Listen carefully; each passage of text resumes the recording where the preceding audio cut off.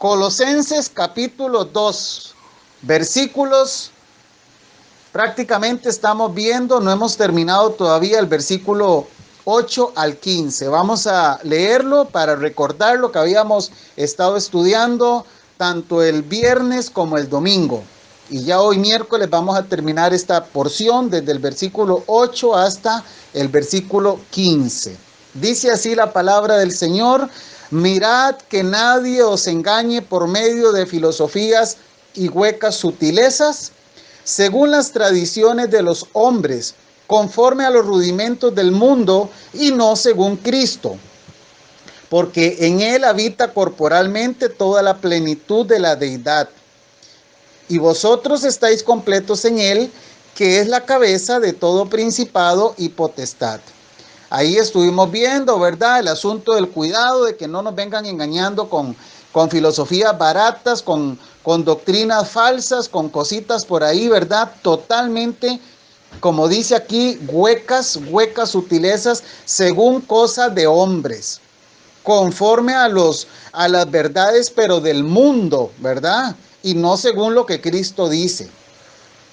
También vimos ahí, hermanos, que dice que en Cristo habita toda la plenitud de la deidad, ¿verdad? Importante, todo eso lo hemos estudiado.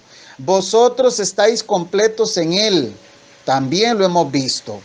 Todo esto que estoy diciendo en 30 segundos lo hemos desglosado ampliamente y tenemos que tenerlo presente. En Cristo Jesús estamos, como dice el título de la Reina Valera en el versículo 8, plenitud de vida. La plenitud de vida es en Cristo. En el versículo 11 dice el apóstol Pablo: en él también fuisteis circuncidados con circuncisión no hecha a mano, al echar de vosotros el cuerpo pecaminoso carnal en la circuncisión de Cristo. Vimos ahí, ¿verdad?, que la circuncisión ya no es una circuncisión a mano, ¿verdad?, sino que es una circuncisión espiritual. Fuimos circuncidados espiritualmente. Explicamos lo que los judíos hacían, ¿verdad?, en sus rituales. Ellos tenían, los niños ya de 8 días de nacido tenían que ser circuncidados, y ese era el símbolo de que habían sido incluidos en el pueblo de Dios. Nosotros ya no practicamos esas cosas, pero sí en Cristo fuimos circuncidados, y entendemos bien que es una circuncisión en un sentido espiritual. En el verso 12 vimos que fuimos sepultados con él en el bautismo, en el cual fuisteis también resucitados con él, mediante la fe en el poder de Dios que le levantó de los muertos. Vimos que fuimos sepultados, que cuando Cristo fue sepultado, nosotros estábamos siendo sepultados con él, y cuando Cristo estaba siendo resucitado, nosotros estábamos siendo resucitados con él. Todo esto por medio de la fe. Entendemos que este bautismo no tiene nada que ver con el bautismo en agua, es un bautismo espiritual. Todo esto se estuvo enseñando, por cierto, el día domingo en la iglesia. ¿De acuerdo, hermanos? Entonces tenemos que escuchar esas enseñanzas para poder entender un poco más esto que estoy diciendo. En el versículo 13 nos dice: y a vosotros, estando muertos en pecados y en la incircuncisión de vuestra carne, os dio vida juntamente con él, perdonándoos todos los pecados. Eso también lo estuvimos hablando el domingo. Vimos, hermanos, que en la condición en la que estábamos, condición de muerte, de podredumbre espiritual, en esa condición, dice, estando así, nos dio vida. Estando en esa condición de muerte espiritual, él nos dio, y también nos dice, y en la incircuncisión de vuestra carne. O sea, estábamos totalmente separados de Dios, totalmente lejos, dice un pasaje allá en Efesios, lejos de la ciudadanía de Israel. Estábamos totalmente, como dicen por ahí, echados a perder. Sin embargo, en esa condición que estábamos, dice Colosenses 2:13, que nos dio vida juntamente con él, perdonándoos todos los pecados. Y aquí vimos que cuando dice todos, son todos los pecados. No existe un pecado que el cristiano pueda cometer que le condene eternamente. Yo creo que ya esto lo hemos explicado mucho, no tiene nada que ver con el famoso libertinaje. Simple y sencillamente el cristiano tiene que saber que fue salvado para andar en buenas obras. Eso yo creo que, hermanos, algunos pienso que hasta pueden estar cansados de escuchar esa verdad. Lo que pasa es que hay que repetirla, porque si la palabra lo dice, yo no lo puedo dejar de decir. ¿Por qué? Porque justamente la Biblia nos enseña prácticamente desde el Génesis hasta el Apocalipsis que Dios quiere que nosotros vivamos una vida en santidad, una vida apartados para Él. Entonces, bueno, pues hay que explicarlo cada vez que se requiera. Una vez que el versículo 13 nos enseñó que nosotros, estando en esa condición, Dios nos dio vida, ¿verdad? Perdonándonos todos los pecados, nos enseña, y aquí es donde entramos ya en materia, como decían los profesores en el colegio, en materia nueva. ¿De acuerdo? Materia nueva es que son versículos que no hemos enseñado y que yo espero que usted esté tan ansioso de aprender como estoy yo deseoso de enseñar. ¿De acuerdo? Entonces dice el versículo 14, anulando el acta de los decretos. Pero es que, ¿por qué yo a veces leo los versículos anteriores? Porque los versículos anteriores es como una costura que va tejida con el versículo 14. Por ejemplo, usted no puede leer el versículo 14 y entenderlo si antes no leyó el 13. Porque el 13 y el 14 son una idea continua. Hay continuidad entre los dos versículos.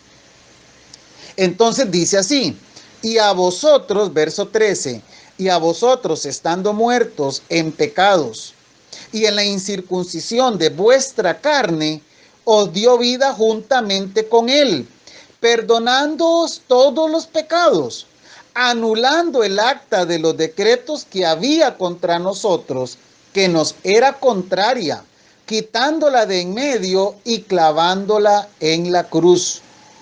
Y despojando a los principados y a las potestades, los exhibió públicamente, triunfando sobre ellos en la cruz. Y ahí es donde estamos. Primero Dios, y nos dé el tiempo para terminar estos dos versículos, entender bien qué fue lo que hizo Jesús por nosotros. Porque aquí estamos entendiendo la obra de Cristo en la cruz del Calvario. Recordemos, y no podemos olvidar, que la gran discusión giraba en torno a que estos cristianos colosenses estaban constantemente bombardeados por personas que llegaban a hablarles de volver al judaísmo. Ya estas son palabras que ustedes ya conocen bien. Ya cuando yo hablo de judaísmo, ya saben que tiene que ver con un grupo de personas que se le llamaban judaizantes, que eran los que andaban detrás de los cristianos que habían sido salvados en Cristo Jesús, y andaban detrás de ellos diciéndoles, no señores, no es suficiente con Cristo, falta más, falta que cumpla esto, falta que cumpla lo otro. Y esos eran los llamados judaizantes. Y no podemos dejar de lado tampoco toda la corriente de los gnósticos, todo lo que tenía que ver con filosofías, con los griegos en este tiempo estaban muy interesados en producir, ¿verdad? Filosofía y todas estas teorías sobre el hombre, teorías humanistas. Y entonces el apóstol Pablo está escribiéndole esto y le dice, no, nada de eso. Son puras vanas filosofías, huecas sutilezas. Y siempre el hombre está buscando cómo pensar, cómo decir cosas bonitas, cómo cambiar. Ve, hermano, yo no sé si usted se ha puesto a pensar en cómo el hombre está diariamente buscando la forma de alguna manera de traer nuevas ideas, de traer nuevas cosas, de hacernos sentir como que con la Biblia no es suficiente, que hay que hay que buscar nuevas ideas, nuevas, nuevas ideas, nuevas cosas, porque la palabra de Dios ya es algo sumamente, ¿cómo se llama esto? Anticuado. Entonces no es suficiente con decir yo soy cristiano y leo la Biblia. No, no, no. Los filósofos, todas estas personas que andan a veces buscando nuevas teorías, ¿verdad? Tratando de explicar las cosas desde otro punto de vista y no, mire esto, usted que dice que es cristiano, no te creas todo eso porque aquí hay otras ideas. Siempre hay esas personas que están tratando de convencernos de que Dios es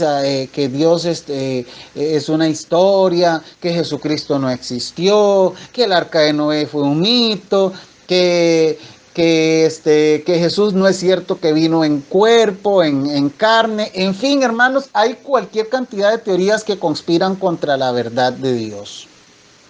Y estos hermanos no eran la excepción. Estos hermanos colosenses estaban totalmente enfrentados a estas personas. O sea, estaban bombardeados, quiero decir. Entonces, el apóstol Pablo les está diciendo a los cristianos de Colosas que eso no es cierto.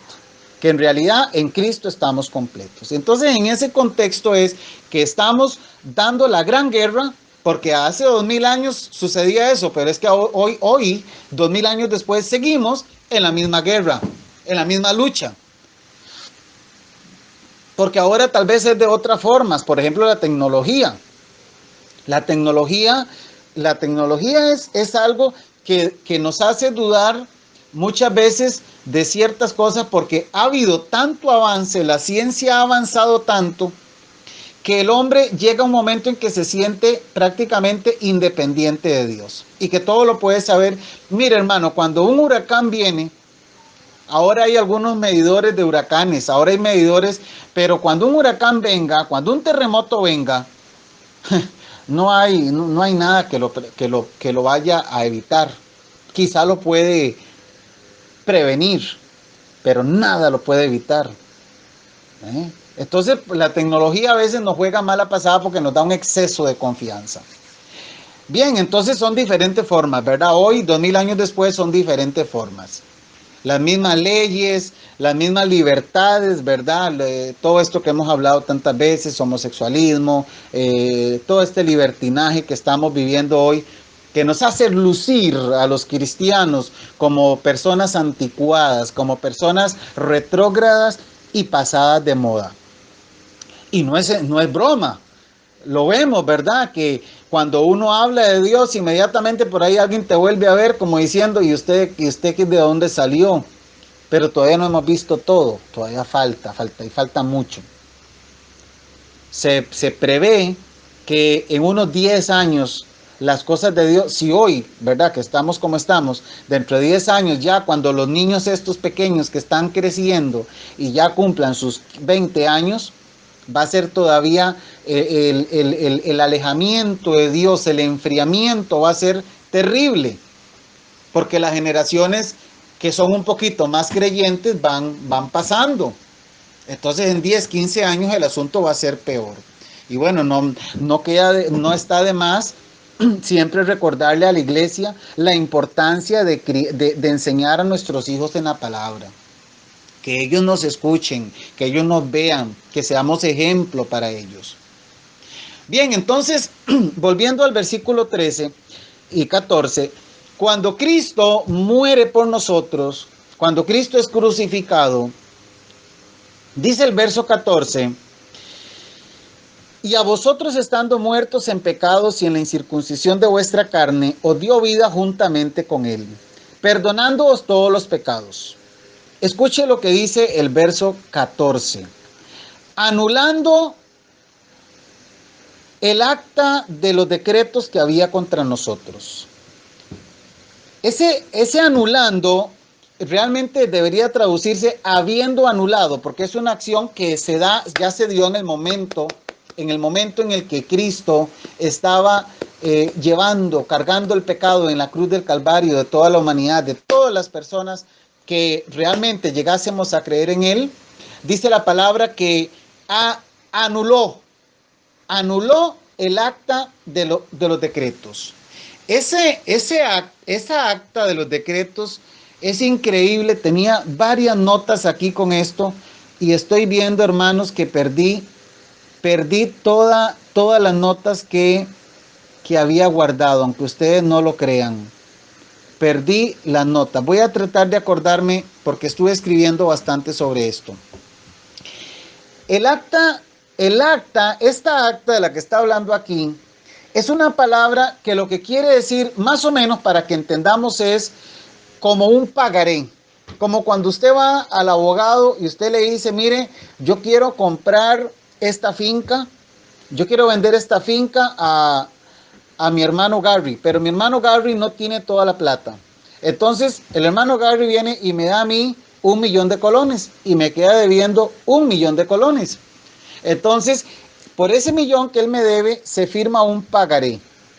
Cuando el hermano Gary me pague ese 1,000,000 a mí, entonces yo anulo ese pagaré, porque ya la deuda fue saldada.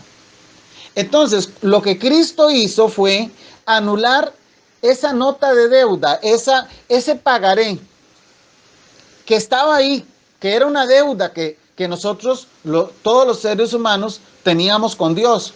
Y digo teníamos porque ya no la tenemos. Los que hemos creído en Cristo ya no tenemos esa deuda. Ese pagaré fue pagado por Cristo. En otras palabras, en la cruz fue anulada esa deuda. Porque era una deuda con decretos, como dice el pasaje, con los, Reina Valeria dice de los decretos, es con los decretos que había contra nosotros, que nos era contraria. Ese pagaré estaba ahí, pero fue anulado. Es la misma idea que nos da el Evangelio de Mateo, en el capítulo 6, en el versículo 12. Quiero que vayan conmigo, por favor, a Mateo capítulo 6, verso 12. Dice la palabra del Señor, y perdónanos nuestras deudas, como también nosotros perdonamos a nuestros deudores. Había una deuda que tenía que ser perdonada. Sí, adelante. Se corta. Muy bien. Muy bien, vamos a cambiar entonces ya a los datos. ¿Me escuchan ahí, hermanos?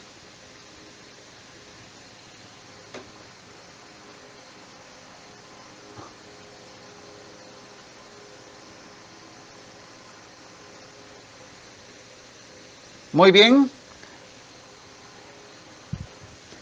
Muy bien, mis hermanos, ¿me escuchan? Muy bien, seguimos adelante entonces. Entonces estábamos hablando de esa acta o de esa nota, de esa cuenta que teníamos ahí, que era como, ¿verdad? Como dijimos, como un tipo pagaré que estaba pendiente, pero que fue anulada. Esa acta donde estaban todos los decretos, toda la condenación, toda la caída del hombre, todo lo que había sido perdido por el hombre. Porque no podemos olvidar que desde el tiempo de Adán y Eva, el hombre, Romanos dice que estábamos destituidos de la gloria de Dios. Todos los decretos, dice el acta con los decretos que había contra nosotros y que nos era contraria, fue anulada. Y como si fuera poco, es una acción en aoristo, lo cual indica que es una acción definitiva. La anulación de ese pagaré ya no será más, ya no podrá volver a activarse más, porque fue una acción que Cristo hizo de manera definitiva. Anulando el acta con los decretos que había contra nosotros, que nos era contraria, quitándola de en medio y clavándola en la cruz. Ahí quedó en la cruz. En la muerte de Cristo en la cruz, ahí quedó anulado ese pagaré que estaba pendiente de pagar. ¿Qué le parece? Esto es lo que tenemos nosotros que entender. Mire, hermanos, en los tiempos que estamos viviendo, nosotros estamos en una etapa donde estamos siendo alimentados por Dios, donde Dios nos está enseñando estas cosas. Cuando yo doy estas enseñanzas, yo quiero que usted no mire tanto al que da la enseñanza aquí, en este caso su servidor, sino que escuche lo que Dios le está diciendo. Y le pido a Dios que su oído sea tan fino, tan atento para poder escuchar esta palabra y que esta palabra produzca en usted el cambio, el fruto que tiene que producir. No que seamos, como dice, creo que es Santiago, no que seamos oidores olvidadizos. No que seamos simplemente escuchas de la palabra y que estamos de alguna manera engordando y en conocimiento, pero con poca aplicación. Nosotros tenemos que estar gozosos, agradecidos con Dios de saber que esa nota de deuda, que esa acta que estaba ahí escrita y no había forma de que fuera pagada si no hubiese sido a través de Cristo en la cruz del Calvario. Porque claramente dice que fue Cristo, dice quitándola de en medio y clavándola en la cruz. ¿A quién se refiere? Por supuesto a Cristo. Y en el verso 15 nos dice, y despojando a los principados y a las potestades, los exhibió públicamente, triunfando sobre ellos en la cruz. Esta acción del versículo 15, que por cierto también es un auristo, el texto original, el que nosotros consultamos aquí, tanto el de Francisco de la Cueva como el de Irene Fulques, traduce habiendo despojado. Una acción que ya se dio. Habiendo despojado a los principados y a las potestades. Yo les había dicho a ustedes en alguna enseñanza anterior que los principados y las potestades, dependiendo del contexto, podíamos ver que eran principados buenos o principados malos. En este caso, el contexto nos da a entender que estos principados y potestades, dice, por lo que dice, los exhibió públicamente. Esto tiene que ver con demonios, esto tiene que ver con espíritus diabólicos. Y dice que los exhibió públicamente. Principados tienen que ver con poderes y potestades tienen que ver con autoridades, con las huestes del mal, con demonios. Satanás y sus demonios fueron avergonzados cuando Cristo murió y resucitó en la cruz del Calvario. Y dice la palabra, dice este versículo 15, que habiéndolos despojado, dice, los exhibió públicamente. ¿Qué quiere decir que los exhibió públicamente? Quiere decir que los ridiculizó, los expuso a vergüenza pública. Hay un pasaje que nos da la idea de esto de ridiculizar, que así quedaron los principados y potestades cuando Cristo fue muerto, fue asesinado, fue crucificado de la manera más vil, que ya lo sabemos, y fue resucitado.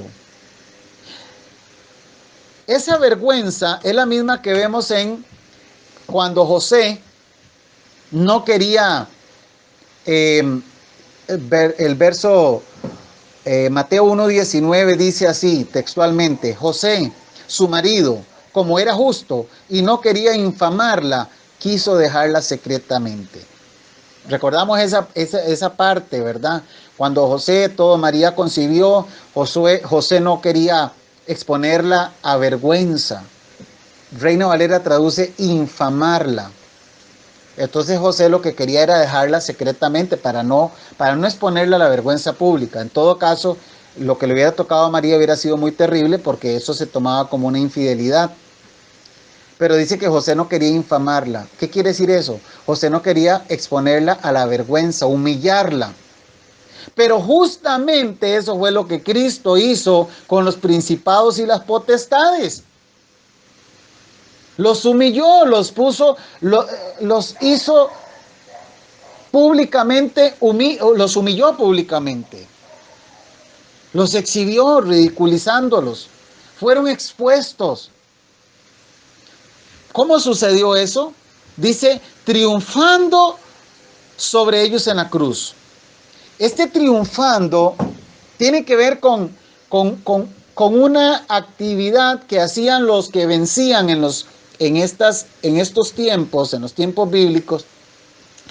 Un rey o un emperador o un conquistador triunfaba sobre otro pueblo y entonces capturaban a los ¿cómo se llama esto? A los reyes, a los cabecillas del pueblo conquistado. Y entonces los introducían, por ejemplo, para poner un ejemplo, que los de aquí, los de Limón, conquisten a los de San José. Entonces, cuando ya el rey de Limón venía con los conquistados de San José, entonces los traían adelante, amarrados, probablemente amarrados, ¿verdad? Y los pasaban por toda la ciudad, por el centro de la ciudad, para que los vieran a los derrotados. Y eso era una gran vergüenza para los pueblos derrotados. Eso fue lo que Cristo hizo. Cuando dice triunfando es habiendo llevado en su cortejo triunfal. Es la victoria de Cristo sobre los adversarios, pero en este caso espirituales, en el momento de la muerte de Cristo. Por eso es que entendemos que tiene que ver con una exhibición de los derrotados, de manera triunfal. O sea, ahí van los derrotados. Pero en este caso está hablando de los principados y las potestades. Y esta es una razón más para no temer a los demonios, para no temer a los principados y a las potestades. ¿Por qué? Porque ya Cristo los derrotó, triunfó sobre ellos, fueron expuestos, fueron avergonzados porque Cristo los derrotó. Nosotros no podríamos derrotar un demonio. No podríamos porque si no es en Cristo Jesús. Por el contrario, los demonios afectan a las personas cuando no están en Cristo Jesús. Cuando un demonio le hace daño a una persona, es precisamente porque esa persona no tiene a Cristo en su corazón. Esa persona no está guardada por el poder de Dios, como dice 1 Pedro 1:5. Entonces ve usted toda la vulnerabilidad a la que se expone una persona que no tiene a Cristo en su corazón. Porque el despojamiento de los principados y las potestades, la derrota de los principados y las potestades, la exhibición de los principados y las potestades, la hizo Cristo. Y si nosotros estamos en Cristo, lo que Cristo hizo, a nosotros se nos imputa. Eso es lo que hemos hablado de la doctrina de la imputación. Lo que Cristo hizo, a nosotros se nos carga nuestra cuenta. Por eso es que en Cristo Jesús somos más que vencedores. Y por eso he insistido yo en que no tenemos que temer a las huestes, a los principados y a las potestades. Estamos en Cristo. Es una posición legal que nos lleva a nosotros a estar en Cristo. En ese Cristo que derrotó, que avergonzó, que humilló a los principados y a las potestades. Fueron derrotados, fueron humillados, fueron despojados, triunfó sobre ellos, los llevó. El texto original no dice sobre, sino dice que los llevó a ellos, a los principados y las potestades, en él. En Cristo fueron derrotados, en Cristo fueron humillados. Por eso yo he insistido mucho en que no hay que temer. A veces los cristianos, yo respeto, hermanos, porque yo sé que hay personas, de hecho, hace poco estuve en una conversación con un pastor amigo y hablábamos de este asunto de los demonios y de la posesión demoníaca y todo esto. Yo entiendo que un demonio puede afectar a un cristiano en sus emociones, especialmente cuando el diablo sabe que ese cristiano es perezoso, es vago, no le gusta leer, no le gusta orar, no le gusta leer la palabra, no le gustan las enseñanzas, y entonces lamentablemente el demonio sabe que ese cristiano es un cristiano vulnerable, raquítico espiritualmente. Y entonces ahí es donde viene Satanás y se quiere aprovechar, pero es puro engaño. Es como ese muñeco que hablábamos el otro día, que es grandísimo, pero está lleno de viento.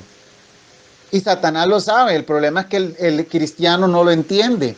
Entonces Satanás viene y le hace daño porque lo engaña. Satanás es el padre de la mentira y el cristiano, de ahí, pues lamentablemente en su estado de vulnerabilidad está a merced del enemigo. Hemos batallado con esto de las enseñanzas, de conocer de la palabra, para que cuando nosotros nos estamos sintiendo, porque no olvidemos, el apóstol Pablo habla de los dardos que el enemigo manda. Dice Efesios, habla del escudo de la fe, con el cual podamos apagar los dardos del maligno. No podemos subestimar la labor de Satanás. No podemos ser cristianos perezosos que estamos simplemente viviendo de las rentas de lo que hicimos hace 20 años. El cristiano tiene que estar parado en la brecha, luchando, como dice la palabra del Señor, cuidando su salvación. No cuidándola en un sentido de que para que no se pierda, sino abonándola, sino orando, leyendo en comunión con Dios. Por Dios santo, a veces los cristianos quieren vivir una vida light, una vida relajada. Ah, ya soy cristiano, ya no hay problema. El pastor dijo que la salvación no se pierde, entonces no hay problema. No, hermanos. Es que nunca se ha dicho que un cristiano se debe relajar. Velad y orar, dice la palabra, para que no entréis en tentación. El enemigo anda al acecho, él anda como león rugiente. Escuche lo que dije, como león rugiente. Ni siquiera dice que es un león rugiente, anda como león rugiente, buscando a quien devorar. Entonces, mis amados hermanos, lo que Cristo hizo en la cruz del Calvario no es cosa poca.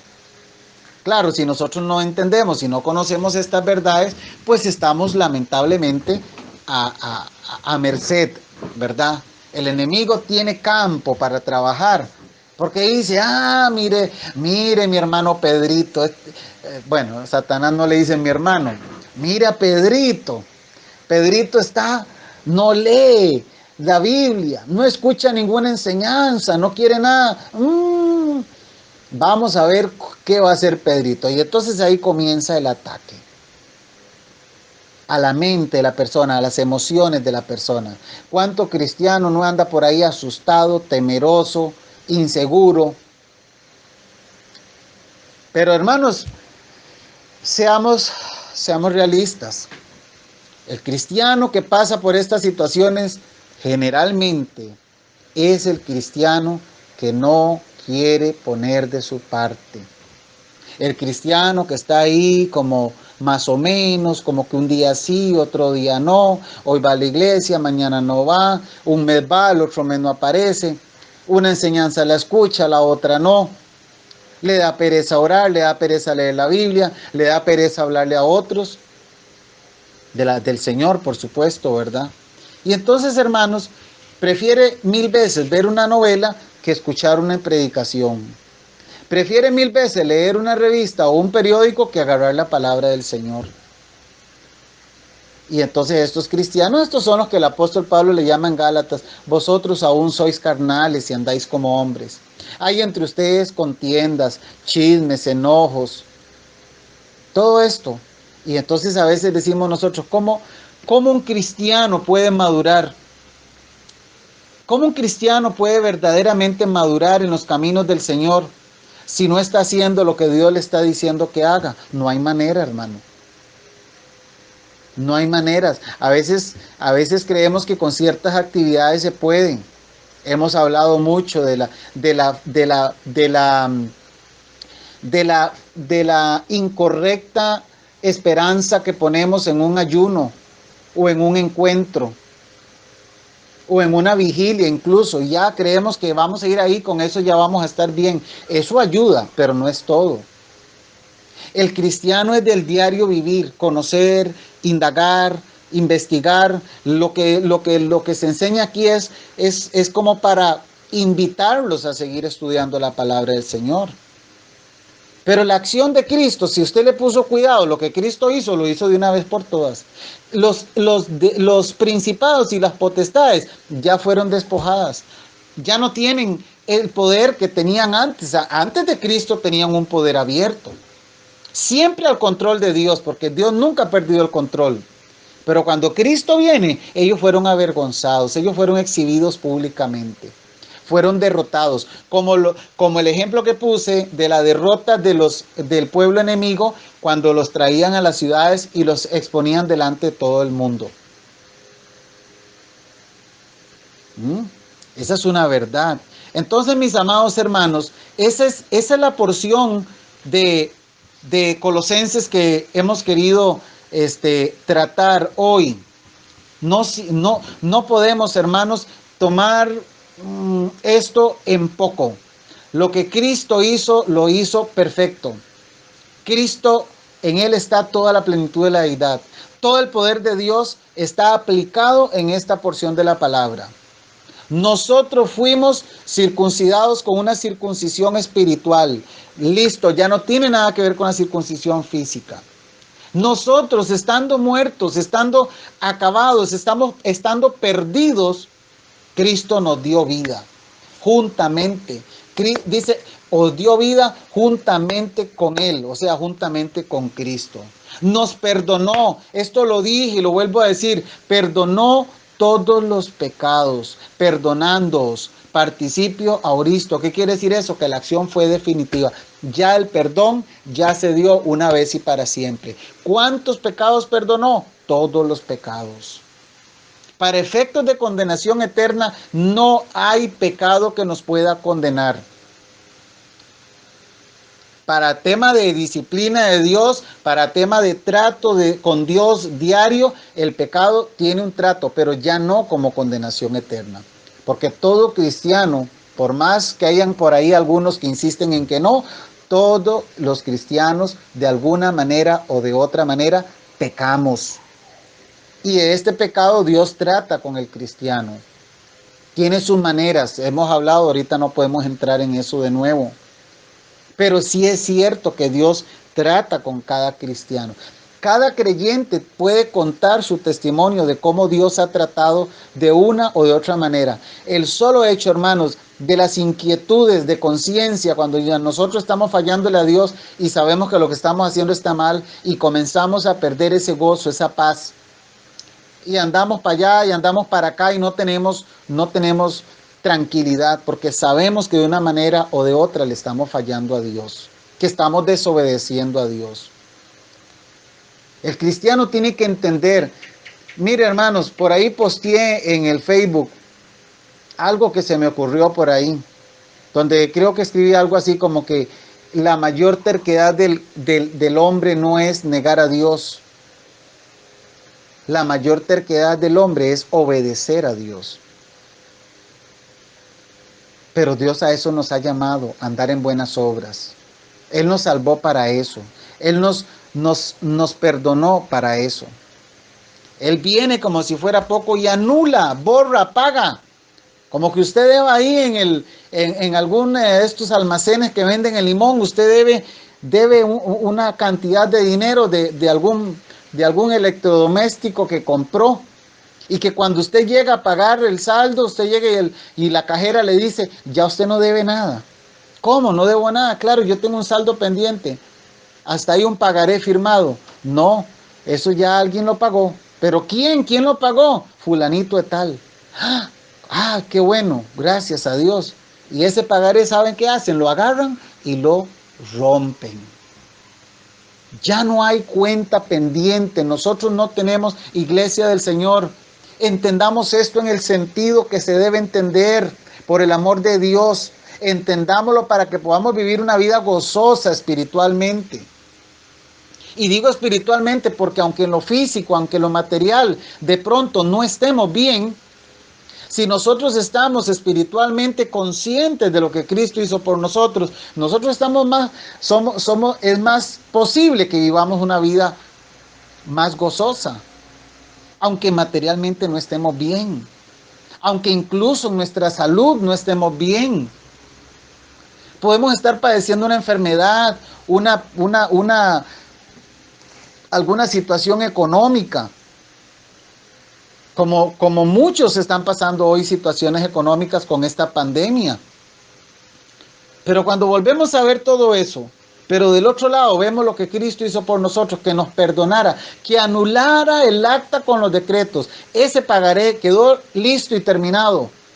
Decimos, no, esto es maravilloso, esto es mucho más que este problema. Este problema, esta enfermedad, esta deuda que me está atormentando, este problema con fulano de tal, esto no es nada comparado con lo que Cristo hizo conmigo. Pagó mi deuda, canceló, anuló algo que yo tenía que pagar. Sin embargo, Cristo viene y por mí, en mi lugar, se da a Él la ofrenda perfecta, el sacrificio perfecto, irrepetible, Cristo Jesús, en mi lugar, en mi lugar. Anula el acta con esos decretos que nos era contraria, estaba contra nosotros, la quita de en medio, la clava en la cruz y despoja a los principados y a las potestades y las exhibe públicamente, triunfando sobre ellos. Eso es lo que Cristo hizo por nosotros. Eso es lo que Cristo hizo por nosotros. Bien, mis hermanos, quisiera seguir. Ahora estaba pensando en algún tipo de vigilia para poder avanzar un poquito más, pero no me quiero abusar. Hay hermanos nuevos y hermanas nuevas que escuchan estas enseñanzas y no quiero hacerlas tan pesadas por consideración a ellos. Espero que los hermanos más viejitos, los hermanos que ya tienen más años, me puedan comprender eso. Y los hermanos nuevos, pues que se fajen a estudiar, ¿verdad? Que se fajen a escuchar estas enseñanzas. Y por qué no, a preguntar. Si hay duda, a preguntar. Que Dios me los bendiga, mis hermanos y mis hermanas. Vamos a abrir nuestro espacio de preguntas y comentarios.